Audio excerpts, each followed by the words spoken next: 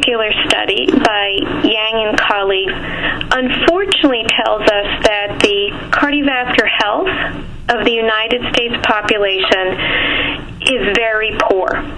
According to this analysis, it's estimated that just 2 out of 100 individuals in the United States meets the new American Heart Association metrics for ideal cardiovascular health. What the study does that's important is that as much as we all appreciate that a variety of risk factors are associated with cardiovascular disease, it was unclear what the clinical implications of an optimal cardiovascular health might be. And in this particular study, the investigators showed that having a greater number of ideal cardiovascular health metrics was actually associated with a lower risk of total and cardiovascular disease mortality. The health metrics that are presented here are part of what the American Heart Association has put forth as their 2020 strategy to improve the cardiovascular health of the U.S. population by 20% and reducing deaths from cardiovascular disease and stroke by 20%. So the metrics include 7 health behaviors called, if you will, the Simple 7, and these are optimizing smoking status, maintaining a healthy body weight or BMI, having a diet that is rich in fruits and vegetables, participating in physical activity, having an optimal blood pressure of less than 120/80, having an optimal glucose of less than 100, and an optimal total cholesterol less than 200. These taken together would then define, if you will, optimal cardiovascular health. Now, I think we know that given the kind of patients that we take care of, that it is difficult at best to achieve these. But really what's shocking is how few individuals in this study were at optimal health.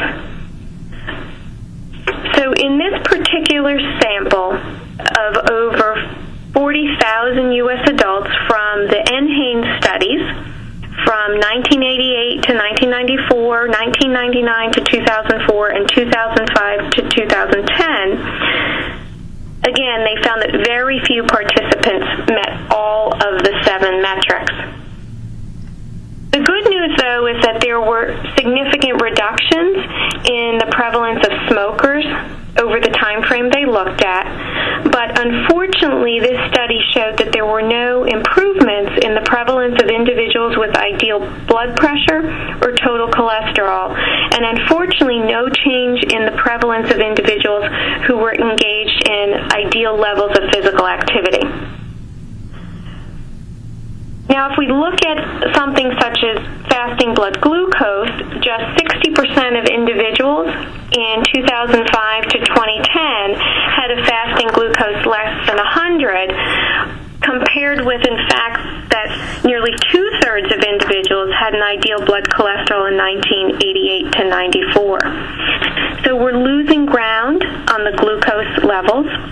And unfortunately, similarly, if we look at healthy BMI, only 1/3 of individuals had a healthy BMI in the most recent sample in 2005 to 2010, which was down from 40% or 45% of individuals having a healthy BMI in 1988 to 1994. Similarly, we saw that healthy diet scores also declined over time. So I think that as much as we may be making headway in improvements in smoking cessation, much of that is offset by increases in BMI, increases in undesirable fasting blood glucose, and increases in poor diet.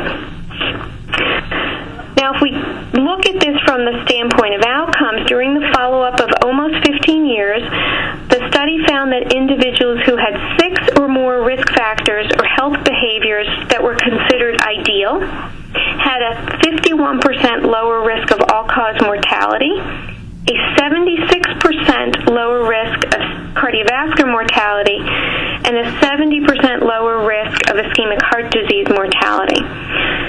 So clearly, individuals that are able to achieve ideal health metrics have a dramatic reduction in mortality. So I think we clearly have our work cut out for us, that the key is intervening early in the course of risk factor development so that individuals can hopefully maintain optimal CV risk markers, and certainly when they develop them, we should do all that we can to ultimately improve